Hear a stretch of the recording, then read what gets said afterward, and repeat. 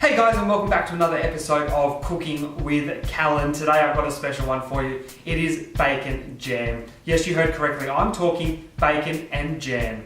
And it is absolutely delicious. Sweet, smoky, salty, savoury, everything you could want, plus more, all in a jam.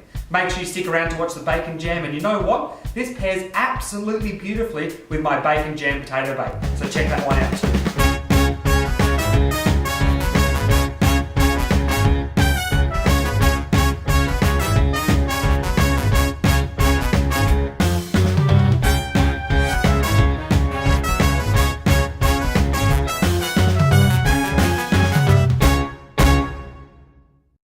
Perfect. So for the bacon jam, all I'm going to do is slice 4 garlic cloves, 2 Spanish onions and 1 brown onion, and 700 grams of bacon. And all you want to do is slice that stuff really finely so that in the end, once we've cooked it, it's going to end up a uniform paste.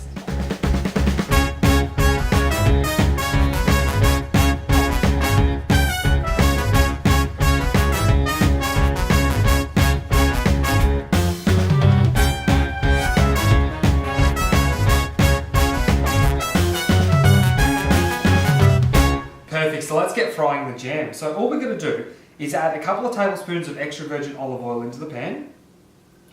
And to that I'm going to add our 4 finely chopped garlic cloves. And to the pot as well I'm going to add my onions straight away, just so the garlic doesn't burn. So I've got 1 Spanish onion there, 2nd Spanish onion there, in it goes, and then 1 brown onion. And give that a bit of a stir. Now a tip when caramelising onions or wilting onions down is to add a bit of salt, because what salt's going to do is draw the moisture out of the onion and help it to break down and cook nicely. So to this I'm just going to add a teaspoon of salt. Oof, perfect, so as you can see the onions are cooking away with the garlic, and all we're looking for is till they go slightly translucent and start to wilt down and really just become one. Done, our onions are ready, so all I'm going to do is take them out of the pan and put them in a bowl just to set aside while we fry the bacon. Okay, so our onions and garlic have been wilted down and they're set aside. Now it's time to fry the bacon. And what we want to do with the bacon is get as much fat and flavour out of it as we can by frying it off. Then we're going to add everything in and create the jam.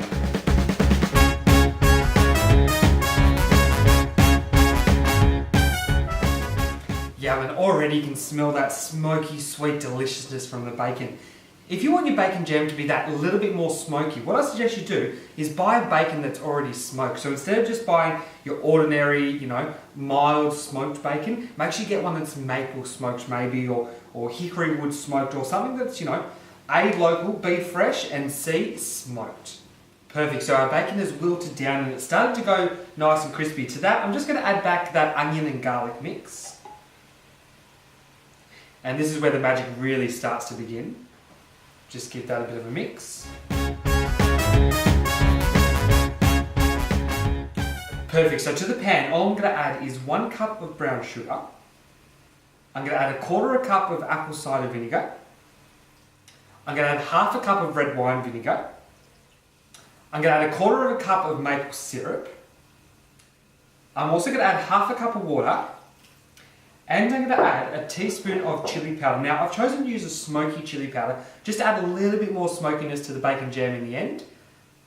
But you can use any chili powder you like. If you don't like chili, feel free to leave it out.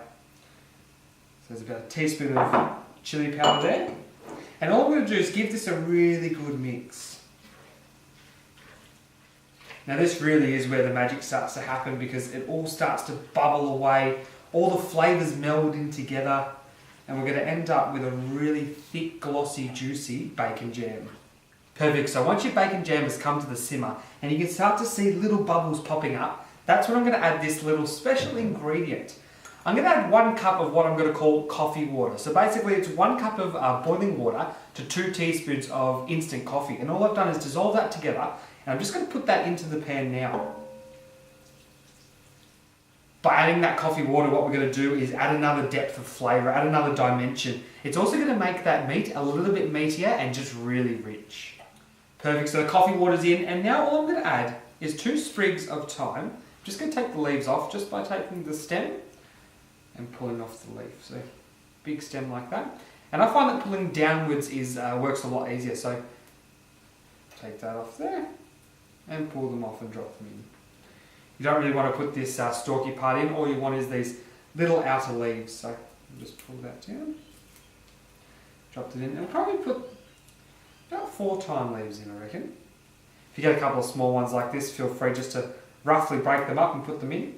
It's when you get the really stalky ones that you want to take as much stalk out as you can.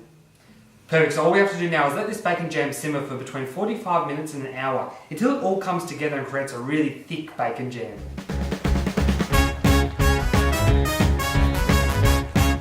Perfect, so the bacon jam has been cooking down now for about an hour, and as you can see it's starting to get really nice and jammy, and you can start to smell all those aromas coming out. All I'm going to add to it now is 3/4 of a cup of caster sugar,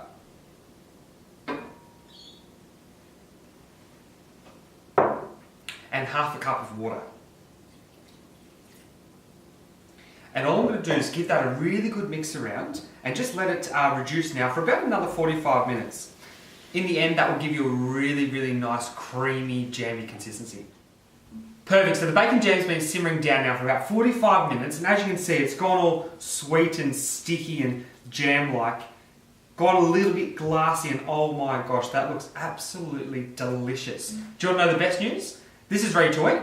You can have it by the spoonful, you can have it on a cracker with some goat cheese, or you can stay tuned to watch my next video and watch me make my bacon jam potato bake. Absolutely heaven. Check it out.